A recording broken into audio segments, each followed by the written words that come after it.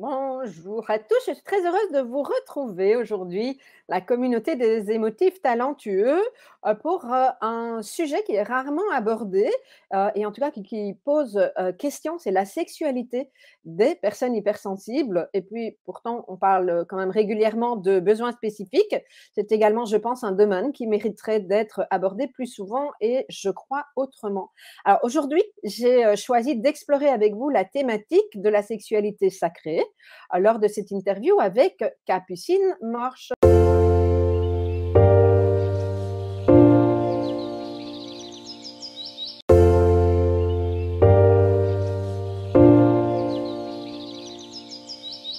Alors, je vais te présenter parce que je pense que ça me paraît important pour que les gens sachent qui tu es. Tu es la fondatrice du Sommet du couple et de la sexualité, dont la 6e édition a eu lieu cette année, une édition dans laquelle j'ai eu le plaisir d'intervenir en tant que conférencière sur le thème, plus spécifiquement, on s'en doutera, du couple au potentiel. Tu es psychologue, thérapeute et tu te passionnes pour les couples qui durent, s'épanouissent et cultivent l'amour. Tout un programme, ça. Exactement. Hein. Mais, dis-moi un petit peu, qu'est-ce qui t'a donné envie de, à la fois de lancer un sommet et plus spécifiquement de venir sur cette thématique du couple à la base? Alors, bah, déjà de base, c'était un projet de couple ce sommet, donc c'est-à-dire que je voulais le faire avec, un ex. Au final, la première édition n'a pas eu lieu parce qu'il y a eu plein de problèmes, on s'est séparés en même temps. Bref et au final, 9 mois plus tard, 9 mois, c'est quand même assez impressionnant, il y a eu le premier sommet du coup, du couple et de la sexualité et donc je le considère vraiment comme mon bébé parce que du coup, c'est vraiment, potentiellement, ça a été la durée du coup d'une grossesse. Donc ça, c'est assez extraordinaire quand même en termes de synchronicité. Et alors pourquoi j'ai créé ce sommet? Au départ, c'était le sommet de l'amour, donc pas du tout sur le couple spécifiquement. Et en fait, moi, j'ai décidé de choisir le couple parce que, le couple et la sexualité, c'est pour ça que j'ai rajouté, parce qu'en fait, je me posais beaucoup de questions sur ma sexualité, de base, c'est-à-dire que je pensais même à un moment être asexuelle, c'est-à-dire ne pas avoir, de désir sexuel parce que, je n'arrivais pas en fait à avoir une sexualité épanouissante avec les hommes et je me demandais pourquoi. Alors je me suis posé tout un tas de questions, tu vois? Et je me suis dit: «Bon, bah, je vais aller interroger des experts alors parce que je comprends pas, ce qui se passe en fait, tout simplement», tu vois? Donc il y a eu ça, il y a eu, par rapport à mon passé aussi, le divorce de mes parents qui a fait que je me suis demandé pourquoi ça n'avait pas fonctionné, pourquoi ils se disputaient, quel type de personnalité ils étaient, pourquoi ça n'avait pas matché, tu vois, entre eux. Donc il y a eu plein de questions comme ça en fait, qui ont fait que j'ai proposé ces thématiques-là aux personnes et puis à moi-même au départ aussi. Donc je trouve ça super intéressant parce que c'est un parcours d'évolution et d'apprentissage incroyable. Ah, c'est super intéressant parce que je suis sûre qu'effectivement, dans les personnes qui nous écoutent, il y a de ces questions-là. Hein. On se demande, c'est un sujet sur lequel on n'ose pas forcément échanger, ou alors en tout petit comité, qu'on soit jeune, qu'on soit âgé. Est-ce que tu as pu, toi, observer qu'il y a des questions spécifiques en fonction de l'âge, ou quelque chose du style? Mm. Alors moi je pense qu'on n'en parle pas peut-être pas assez dans les familles, peut-être pas de la bonne manière et tu vois, on laisse un petit peu les jeunes s'éduquer donc souvent malheureusement avec la pornographie ou souvent avec ce que les copains disent. Voilà, moi j'ai pas vraiment eu d'éducation sexuelle en vraiment en fait. J'ai eu quoi? J'ai eu 2 cours d'éducation sexuelle au collège et au final on nous apprenait qu'on avait des poils sous les bras et que les femmes et les hommes avaient des poils sous les bras. Voilà, c'est tout ce qu'on apprenait et puis voilà, on nous apprenait quand même à mettre un préservatif. J'ai pas eu cette chance-là à mon âge. À mon avis, c'était trop avant-gardiste, mais Non, mais c'est ça et tu vois? Et j'ai été choquée en fait ouais. du si peu de formation, d'information et voilà qu'en fait on doit se préparer par nous-mêmes en fait à la sexualité qui est quand même, une grosse base de la vie de beaucoup de personnes et donc je trouve que c'est assez, impressionnant le peu d'informations et c'est aussi pour ça que j'ai fait ce sommet.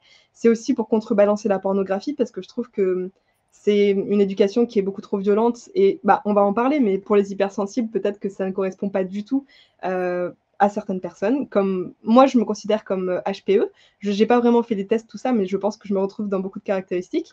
Et c'est vrai que pour moi, la pornographie, je ne comprenais pas ce que les gens aimaient là-dedans. Enfin, pour moi, je voyais de Violent, la ouais. violence, je voyais Bah, en fait, je voyais tout sauf de l'amour, en fait. On me disait, voilà, c'est ça que tu vas faire dans ton couple. Je fais, mais les gars, je vais pas faire ça, moi, en fait. C'est peut-être aussi pour ça que j'avais pas mal de blocages, mais ça me correspondait pas du tout. Donc moi, j'ai cherché une sexualité qui me correspondait de plus en plus, tu vois? Et c'est là, en fait, que m'a amené le tantra. L'univers m'a amené le tantra et j'ai été sur cette voie et on va en parler juste après. On va en parler. Je vais reformuler quelque chose parce que je pense qu'il y a pas mal de parents qui nous écoutent, hein. Effectivement, quand j'accompagnais, toujours en coaching individuel, le nombre de jeunes femmes qui sont venues avec le sujet de la sexualité en me demandant si elles étaient obligées de faire telle ou telle chose.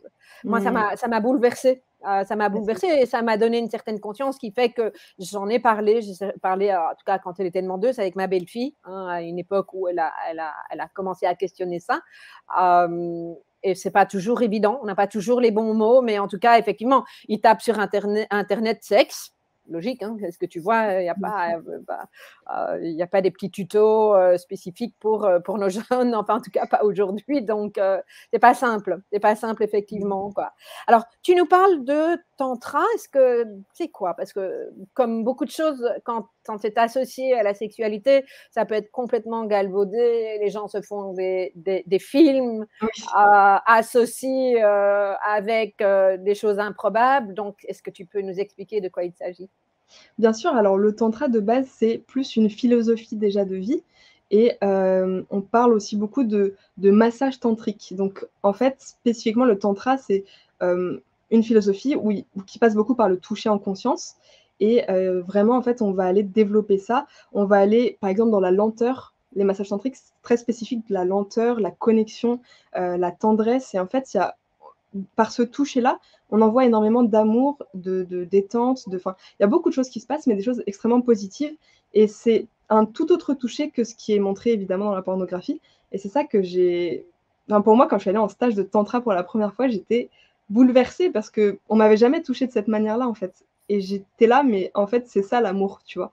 C'est pas tout ce qu'on m'a montré jusqu'à présent, c'est ça l'amour et j'ai découvert l'amour véritable à 26 ans donc c'est assez, impressionnant, en fait.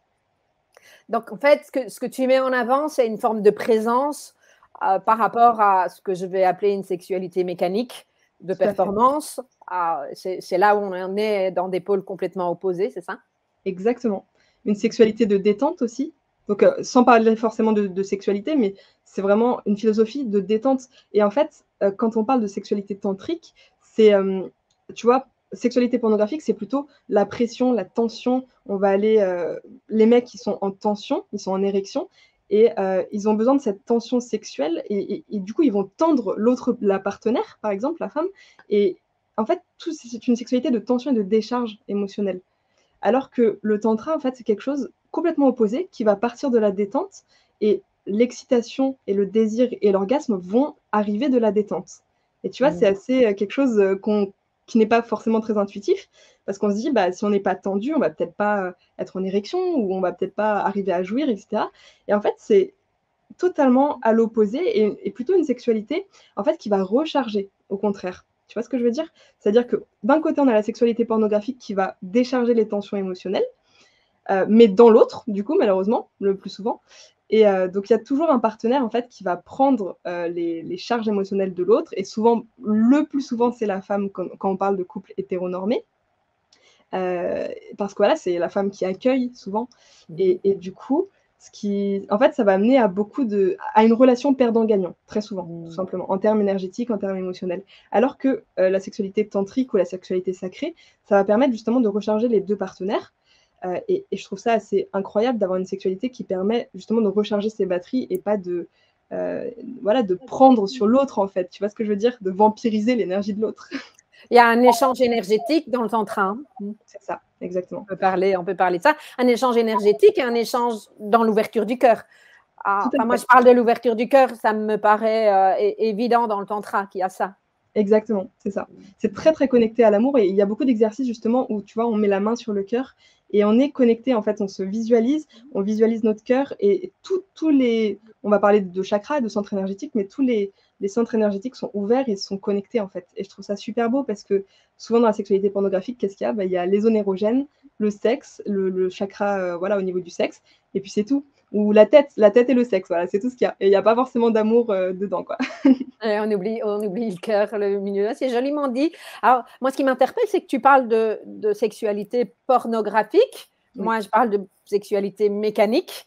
Oui. Je trouve que ça a un côté, relativement violent que de parler de sexualité pornographique et de passer alors je peux entendre les 2 extrêmes, mais est-ce qu'il y a quelque chose entre les 2? Pour l'idée, c'est de ne pas culpabiliser les personnes qui nous écoutent et qui ne sont peut-être pas encore dans cette dynamique du tantra et peut-être que ça ne leur Bien convient pas sûr. d'ailleurs, hein, mais Tout à fait, tout à fait. C'est vrai que il faut vraiment trouver sa sexualité et je juge pas du tout, hein.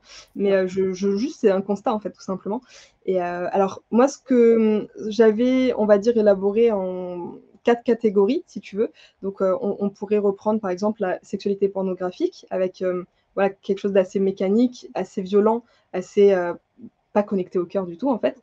Heu, Puis après, moi, je mettais la sexualité tendre, donc c'est-à-dire la sexualité qu'on peut, par exemple, retrouver dans les couples qui sont assez complices, qui sont, voilà, qui s'aiment, en fait, tout simplement et qui ont une sexualité de base un petit peu pornographique, c'est-à-dire qui reprennent certains, clichés, on va dire, de la pornographie, mais qui sont plus connectés au cœur parce que, voilà, par exemple, qui font plus de préliminaires, qui font, plus attention à l'autre, qui sont quand même plus dans la connexion parce qu'ils s'aiment, en fait, tout simplement, tu vois?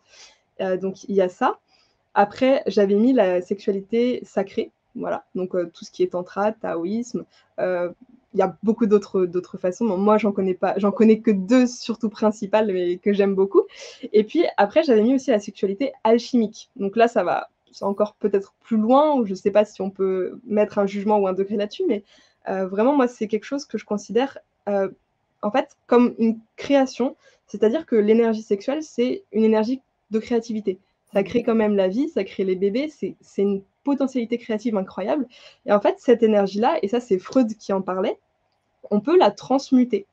Donc lui, il parlait de transmutation sexuelle, et en fait, c'est vraiment avec cette énergie, on peut faire des œuvres d'art. On peut, heu, voilà, des œuvres d'art, ça peut être de la peinture, ça peut être du théâtre, ça peut être je sais pas, créer sa vie, en fait, on peut façonner sa vie avec cette énergie et je trouve ça assez formidable de connaître ça, d'en avoir conscience et puis de peut-être le tester dans sa propre vie, ce qui a pu m'arriver et je trouve ça incroyable. Mais donc ça, dans cette, ce que tu appelles cette sexualité-là, ça vient de l'échange entre les partenaires? C'est quelque chose qu'on peut avoir seul? Enfin, est-ce que tu peux nous donner, plus d'explications d'un point de vue concret? Parce que je suis sûre qu'il y a des Oui, personnes qui auraient besoin de comprendre de manière plus, dans la plus matière, concrète, j'ai par envie de étape. dire. Oui. Alors Mmh. tu me parles de la sexualité sacrée ou alchimique, du coup? Ah bah, on peut aller sur les 2 parce que, je Mmh. pense que pornographique, tout le monde a compris. La classique, traditionnelle ou que sais-je, je pense que c'est évident pour tout le monde, mais Bien sûr. allons, sur les 2 points suivants si tu veux bien? Alors, alors concrètement, c'est ça, en fait, qu'est-ce que la sexualité sacrée? C'est ça ce que tu me demandes? Oui. Alors Comment ça se traduit en tant que couple, et puis après la, sexualité alchimique, c'est ça? ouais, alors, Comment ça se la traduit à différents sexualité niveaux? alchimique, on peut la vivre, tout seul comme à 2. Ça, c'est vraiment quelque chose qui est personnel, en fait. Ça dépend vraiment des objectifs qu'on a, de ce qu'on a envie de créer, tu vois, il faut vraiment être très clair là-dessus, en fait. Qu'est-ce qu'on a envie de faire de cette énergie-là? Et puis ça peut être aussi, OK, je sais que j'ai une énergie sexuelle, je sais que j'ai pas envie de la bloquer dans mon corps pour que ça me crée, tout un tas de tensions.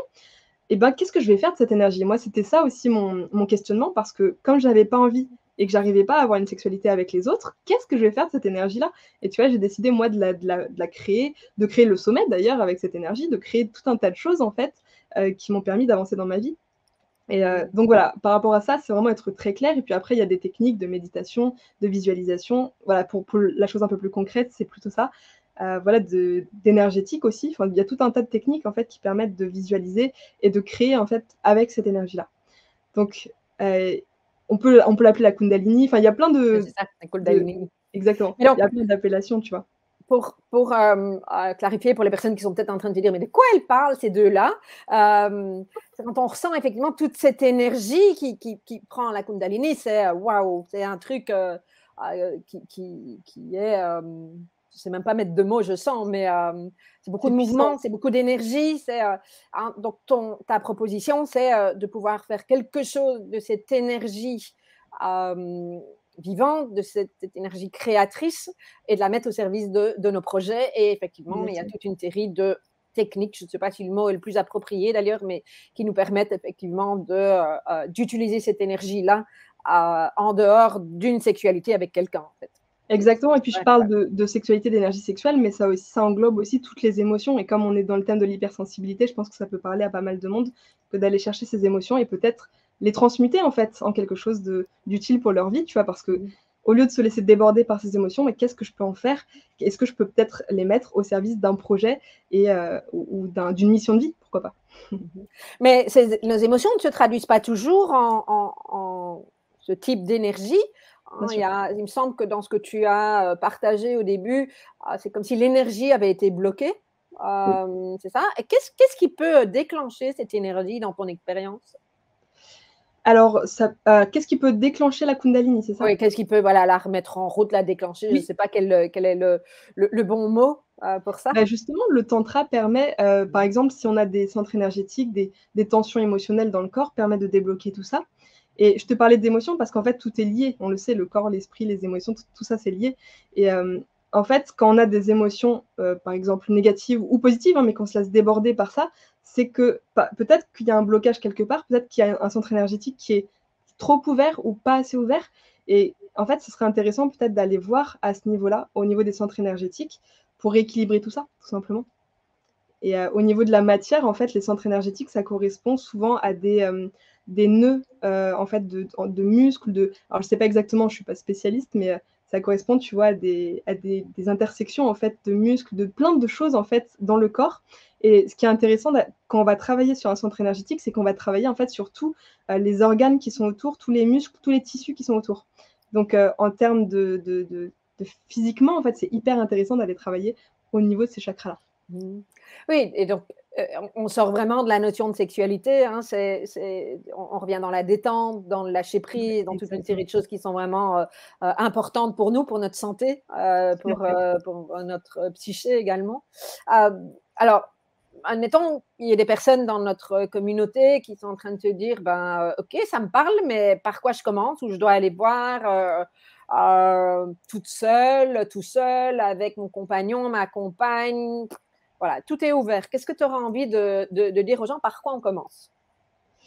Alors moi, ce que je peux vous recommander, bon après, voilà, je pense que c'est d'aller découvrir, d'aller rencontrer des personnes et puis peut-être, pourquoi pas, d'aller commencer par le sommet que moi j'organise parce que du coup, c'est gratuit. Il y a pas mal de personnes que moi-même j'ai validées, que les gens ont validées avec des témoignages, des avis. Donc moi, ce que je conseille, c'est peut-être d'aller commencer là-dessus et Mmh. d'aller découvrir ces personnes-là, d'aller vous faire votre propre avis tout simplement sur ces personnes-là. Ne croyez jamais les gens qui, voilà, ne croyez jamais les gens. Allez vous faire votre propre avis, en fait, allez découvrir par vous-même et puis peut-être, voilà, d'aller analyser les vibrations de ces intervenants, leurs connaissances, est-ce que ça vous parle, en fait, à ce moment-là? Est-ce que ça peut vous aider dans vos émotions, dans votre gestion émotionnelle, dans votre vie? Est-ce que ça peut répondre à votre besoin actuel? Et puis, si c'est pas le cas, peut-être, est-ce que ça peut répondre à un besoin plus tard, dans le futur? Enfin voilà, il y a plein de choses à découvrir et je pense que vraiment le mieux, c'est d'aller découvrir ces personnes, d'aller regarder, vous faire un avis par vous-même. Et donc, qu'est-ce qu'il peut y avoir comme thématique pour mettre encore du concret? Moi, je suis quelqu'un qui aime bien mettre, du concret sur les choses. Donc, qu'est-ce que hein, j'en profite pour, dire aux personnes qui nous écoutent, hein, qu'il y a une rediffusion qui aura lieu, les 4 et 5 novembre, dans lequel vous reverrez entre autres Alors mon c'est le 5 intervention. et 6 novembre si, 5 et 6, voilà. ouais, c'est C'est ça. samedi, dimanche, c'est ça? Exactement. Voilà, OK. Un week-end de Dans lequel il y rediffusion. a mon intervention, dans lequel je ne parle pas de tantra, je parle juste de couple, mais qu'est-ce qu'il peut y avoir des 3-4 interventions qui pourraient aiguiller vers le tantra, ça serait quoi? Alors, il y a toute une alors attendez, je vais reprendre le programme, tu vois? Comme ça, Mmh. ce sera fait. Je vais te donner les titres exacts. Alors, peut-être que tu as le lien de ton côté, peut-être qu'on peut mettre le lien pour les personnes si elles veulent aller voir, mais là, si je reprends. Alors, ce qui peut vraiment vous aider en termes de tantra, je pense que c'est vraiment sexualité sacrée, toucher en conscience au cœur de l'intimité du couple. Donc ça, c'est vraiment, pour aller vivre ça dans le couple. Ensuite, on a du trauma au tantra. Donc là, c'est vraiment une conférence qui va permettre de guérir pour le coup. Le corps comme voie d'épanouissement intime. Donc là, voilà, retour au corps, pareil, je pense que ça peut vraiment aider les hypersensibles. Qu'est-ce qu'on a d'autre comme conférences qui peuvent vous aider dans le tantra? On a vibré dans l'intimité pour une vie orgasmique et puis, par exemple, guérir son shadow sexuel pour attirer son partenaire idéal. Donc voilà, il y a beaucoup de choses. Tantra femme, se libérer des blessures par la sexualité sacrée. Voilà, je vais pas tout vous lire, mais si, peut-être que toi, tu as le lien que tu peux leur mettre. Mais Écoute, je vais voir, je ne sais pas où il est, mais on va le trouver assez vite. Donc voilà. donc voilà, si ça vous Je vous le mets en intéresse. dessous tout de suite, après la fin de ce direct. Donc voilà. Mais OK. Mmh. Donc pas mal de thématiques. Moi, ce que j'entends là-dedans, il y a 2 choses. Il y a la notion d'intimité dont on n'a pas encore parlé et puis la notion de guérison. Oui. Effectivement, c'est ce que je trouve assez intéressant dans cette sexualité sacrée, dans le tantra, c'est combien ça peut nous connecter de façon intime alors que, pour le reste, il y a pas forcément d'intimité dans une, je dis pas forcément, ça veut pas dire qu'il y en a pas, dans une sexualité plutôt classique, traditionnelle, conventionnelle, peu importe comment on l'appelle, et toutes les gammes. Qu'est-ce que tu aurais envie de nous dire au niveau de cette intimité? Bah, au niveau de l'intimité, moi, je vais parler de moi-même, hein, de mon expérience personnelle. C'est vrai que j'avais pas vraiment ressenti, d'intimité, tu vois? Par exemple, même quand j'étais en couple, je me sentais seule et je me sentais pas connectée à l'autre, parce que justement, c'était une sexualité qui me correspondait pas et moi, j'avais plus besoin de tendresse, de douceur, de câlins, enfin, de moi, en tout cas, ce que je considère être de l'amour et c'est vrai que comme j'avais pas ça, j'arrivais pas à connecter avec l'autre et je me bloquais, en fait, tout simplement et pour moi, l'intimité, c'est justement cette connexion-là que j'ai retrouvée dans le tantra, que j'ai même découvert dans le tantra, on peut le dire et je trouve que c'est assez important de peut-être de tester par soi-même cette connexion parce que moi, je connaissais le tantra depuis longtemps, mais c'est vrai que j'avais jamais sauté le pas des stages, tu vois? Et c'est quelque chose, bah, en fait, il faut le vivre, hein. Quand tu me parles de concret depuis Non, le début, mais c'est sûr que, en entendre parler, en entendre la théorie, c'est super, mais aller le vivre, c'est quand même complètement autre chose il y et a quelque puis chose. en termes de guérison, c'est exceptionnel. Enfin, moi, j'ai vécu des choses, c'est incroyable. Je peux même pas le décrire tellement tu vois, on est en état de transe hypnotique, on est vraiment dans une relaxation extrêmement profonde et en fait, tu sais, bah, moi, je suis tout le temps dans ma tête, en fait. J'ai le cerveau qui va à 1000 à l'heure et c'est très, très compliqué. Je suis toujours dans mes pensées, j'ai beaucoup de mal à me connecter à mon corps et en fait, là, j'ai ressenti pour la première fois que j'étais totalement incarnée dans mon corps. Tu vois ce que je veux dire? Et Oui. c'était tellement puissant, mais ça m'a fait tellement du bien, incroyable. Juste, j'étais plus du tout dans ma tête, quoi. C'était Et ça incroyable. qui est génial, je pense, en tout cas pour les personnes qui sont concernées par la haute sensibilité ou pas d'ailleurs, et qui recherchent effectivement le côté sensation, Mmh. lâcher le mental. Et donc, quand on est là-dedans, forcément, il y a de la détente qui s'installe. Les pratiques tantriques peuvent être vraiment, vraiment intéressantes. Et toi, tu mets particulièrement en avant le massage, évidemment, hein, que Exactement. Moi, j'avais tu fait un reconnectes au stage de corps. massage en effet, tantrique, ouais. Mmh. C'est excellent. Alors, tu parles aussi de guérison. Oui. Comment on peut imaginer de la guérison, là-dedans? Qu'est-ce qui fait Alors qu'est-ce que ça change? bah, tout simplement, regarde, quand on parle de massage tantrique, on connaît les bienfaits du massage déjà de base, c'est-à-dire booster le système immunitaire, enlever les tensions émotionnelles, faire circuler le sang plus facilement, la lymphe et en fait, déjà, rien que le terme massage est incroyable et puis en plus, quand tu ajoutes l'énergie tantrique, c'est-à-dire une énergie d'amour, de joie, de détente, de connexion profonde, en fait, les 2 ensemble, c'est juste exceptionnel parce que ça te permet de vivre des sensations, de joie, d'amour et voilà, le cadre sécurisant du stage aussi permet de lâcher complètement prise. Moi, personnellement, j'avais fait le choix de faire ça avec une femme parce que ça me parlait plus et que j'étais plus en sécurité avec une femme et en fait, ça m'a permis, voilà, de lâcher les traumas aussi parce qu'on fait des cercles de parole, tu vois? Donc ça permet aussi de libérer tout ça, tu vois? Donc c'est pas que le massage tantrique, il y a tout le cadre du stage. Donc il y a les paroles, il y a les câlins, il y a la danse, tu vois? Il y a beaucoup, en fait, on exprime, par le corps, on exprime toutes nos émotions qui sont peut-être bloquées ou en trop plein et c'est juste incroyable à vivre, quoi, pour le coup. Je fais une petite parenthèse parce que très souvent, je mets en avant la danse, hein. Moi, la danse a été vraiment un outil, Mmh. d'abord pour ne pas me sentir devenir folle, il y a des années, hein, j'ai dit quand j'étais, adolescente et aujourd'hui, je danse la danse des 5 rythmes, Mmh mh. et je sais, sans donner les détails, mais que, un de mes traumas, les liés à ma féminité, je l'ai évacué avec un stage dans la danse des 5 rythmes parce que le corps Incroyable. va sortir les choses. C'est juste, comme tu dis, incroyable, Mmh. beaucoup plus rapide que alors l'un s'appuie sur l'autre évidemment, mais que, toute une série de thérapies que j'ai pu faire. En tout cas, c'est dans mon vécu, Ah oui. c'est pas une promesse pour qui que ce soit, hein, je reprécise bien, cet aspect-là des choses, mais voilà. Donc quand tu parles de stage, hein, on entend bien ici, tu parles, d'un cercle de femmes, Alors c'était pas que des femmes, hein, il y avait, OK, autant de femmes que d'hommes pour le coup. d'accord, OK. Voilà. C'était Donc mixte c'est et en fait, j'ai trouvé vas-y. exceptionnel le fait que parce que pour moi, en fait, les hommes à ce moment-là de ma vie étaient un peu égal à danger, un peu égal à, no control en fait et j'avais beaucoup de mal avec les hommes à ce moment-là et j'avais même peur d'eux, en fait, tu vois? Et le fait de me retrouver dans ce stage avec des hommes qui ont un self control incroyable et qui sont pas là à sauter sur les femmes et qui sont juste, bah, enfin, je sais pas comment dire, mais des êtres humains normaux et qui savent se contrôler et voilà et je trouvais ça exceptionnel, en fait, de vivre ça et ça m'a réconciliée avec les hommes, en fait, parce que j'ai vu, OK, c'est possible, en fait. Tu vois, c'est possible d'avoir des hommes qui peuvent se contrôler, qui peuvent contrôler cette énergie sexuelle, qui font la démarche de le faire même, et j'ai trouvé ça très, très beau, tu vois? Oui, il y a une forme de respect, une forme de douceur, une forme d'accueil également. Mmh mh. Exactement. Mmh. Mmh. Et ça connecte, alors, je ne sais pas dans ton expérience, mais est-ce que tu t'es sentie connectée dans le sens positif du terme à une certaine vulnérabilité?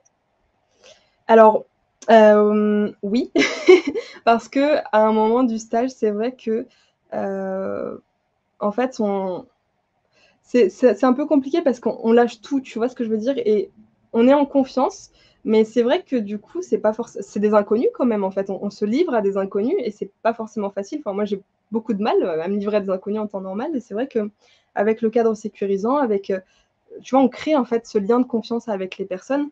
On crée un lien de consentement, c'est-à-dire qu'à chaque exercice, il va y avoir ce lien-là de est-ce que c'est consenti ou pas? Est-ce que tu veux vraiment le faire? Et ça, c'est super important, de valider ça.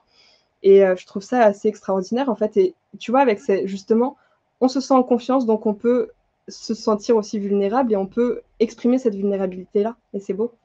Et être accueillie dans cette vulnérabilité. Tout à fait, sans être Et jugé. Mmh. voilà, et voir la vulnérabilité de l'autre aussi. Comme tu as parlé des hommes, Exactement. je trouve que c'est important aussi, parce que toute une série de femmes avec qui j'ai travaillé, et ça correspond un peu à ce que tu as dit au début, ne voient pas l'homme comme étant possiblement vulnérable. Tout à fait. Mmh mh. Et toute une série d'hommes qui vont peut-être nous écouter, en tout cas j'espère, n'ont pas forcément de la facilité à montrer leur vulnérabilité parce qu'ils ont peur d'être jugés. Je pense que c'est encore plus compliqué pour les hommes. Reparenthèse, je pense que c'est compliqué aussi pour toute une série de femmes au potentiel qui sont très dans leur tête, qui Oui. ont l'habitude d'être, de savoir faire seules, de porter, d'avoir de la force, et cetera, et je pense que ça peut être quelque chose d'intéressant pour elles que de tester si ça leur parle en tout cas. Bien sûr, bien sûr. Aussi bien dans la dynamique du tantra que, dans leur sexualité, avec leur partenaire, voilà. Je pense que ça peut Tout à être fait. intéressant, mais, quand on va dans un stage ou chez un enfin pour moi c'est un thérapeute qui masse, je le vois comme ça en tout cas, c'est dans ma Mmh mh. à quoi être vigilant selon toi? Alors à quoi être vigilant? Je pense que ça dépend vraiment de chaque personne, déjà. Personnellement, moi, je suis une femme, donc et j'avais du coup un petit peu, des avis négatifs sur les hommes, donc j'ai préféré choisir une femme. Pour moi, j'étais plus en confiance comme ça. Pour le Après massage, hein, voilà. ça, c'est ça? Mmh. Alors, là, c'était pour le stage, pour le coup. Pour le stage, OK, la Mais personne, on faisait des une massages. femme qui donnait Exactement. qui Mmh. transmettait. Ouais. Mmh Mais c'est vrai OK. que même si j'avais fait un massage individuel, j'aurais choisi une femme et j'aurais choisi la même femme d'ailleurs. Et c'est vrai que donc pour moi, c'était important de faire ça comme ça. Après, je pense que c'est aussi important d'aller voir les témoignages des personnes, les avis des clients, des patients. Et pour moi, c'est évidemment important de faire ça. Peut-être demander à ces personnes-là, qu'est-ce qu'elles ont, voilà, retenu de leur stage? Quelle était l'énergie, tu vois? Et puis peut-être justement de découvrir ces intervenants et ces personnes-là en vidéo, tu vois? Voir leur énergie en fait, ce qu'ils transmettent, leur message. Et je trouve que c'est important d'aller voir ça de toute manière avant de faire le stage, et peut-être pourquoi pas de les appeler. Souvent, c'est ce qu'on fait en fait dans les stages de tantra. Les intervenants, enfin les personnes qui gèrent le stage vont appeler les gens en fait, parce Mmh. que c'est quand même assez filtré, et heureusement, parce que voilà, ils vont pas prendre n'importe qui. Donc ils appellent, ils voilà, juste pour avoir une énergie, une connexion, un feeling. Et déjà ça, c'est beaucoup.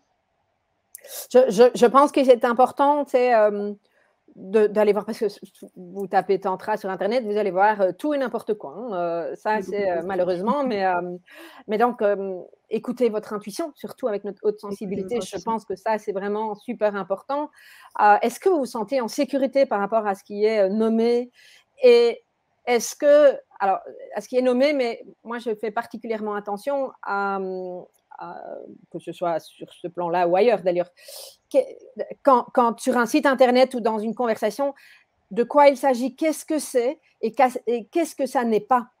Mmh mh. Parce que je trouve que souvent ça manque et quand on ne sait pas et une première fois, on a besoin d'être rassuré, on Bien a sûr. besoin de savoir dans quoi on met les pieds, et je trouve particulièrement important cette notion de cadre pour qu'on puisse se sentir, en sécurité. On sait où on met les pieds. On ne sait pas Exactement. forcément comment ça va se passer pour nous, mais il y a un ce cadre qui délimite les choses et on sait ce qu'on veut, ce qu'on ne veut pas. Est-ce que ça C'est ça. correspond et ce qui va correspondre pour moi va peut-être pas correspondre pour Capucine ou pour quelqu'un d'autre. Ça, je trouve que c'est Tout à fait. particulièrement Ne pas important hésiter aussi à de poser des questions, tu vois, aux s'écouter, quoi. formateurs et Voilà. Mmh. c'est ça. Capucine, on est déjà pratiquement au bout de de ce Déjà? bel échange. Oui, ça va vite, hein. Qu'est-ce que tu aurais envie de dire pour terminer? Si tu as envie de rajouter quelque chose, je rappellerai juste après les dates de ce que tu nous proposes. Alors moi, je pense que pour finir, j'écrivais un article là, hier sur le toucher en conscience et du coup, je pense que ça parle pas mal avec la thématique.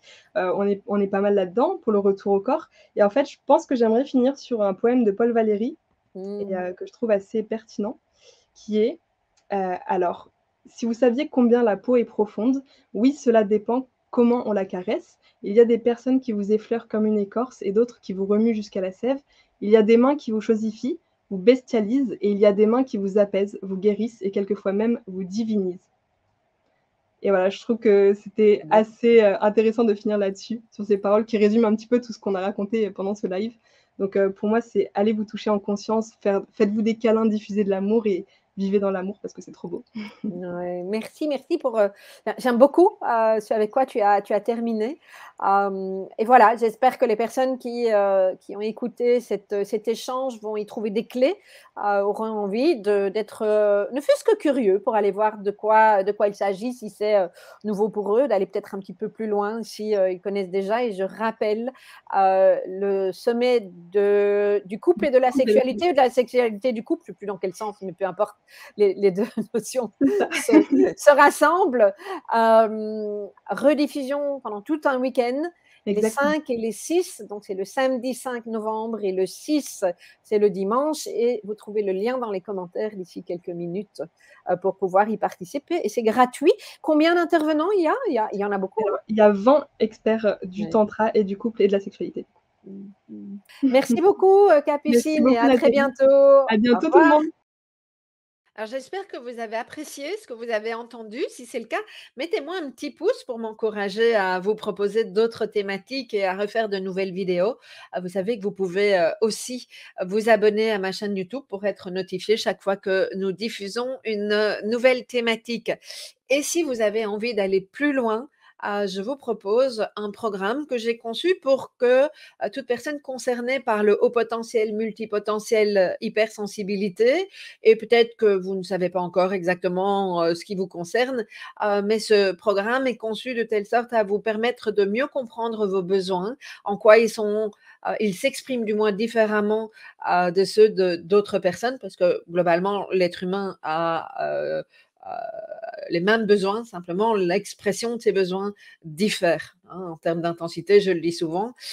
Et on n'a pas toujours appris ça, surtout quand on n'était pas au courant de ce qui impliquait notre sentiment de décalage, quand on n'était pas au courant qu'il était tout à fait OK d'être comme on fonctionne, mais qu'on n'avait juste pas les clés et la connaissance de notre mode de fonctionnement. C'est ce que ce programme vous propose, de mieux comprendre vos besoins, de savoir comment vous allez les rencontrer et donc, par effet, d'arrêter de vous suradapter parce que vous n'êtes pas encore au clair avec ça.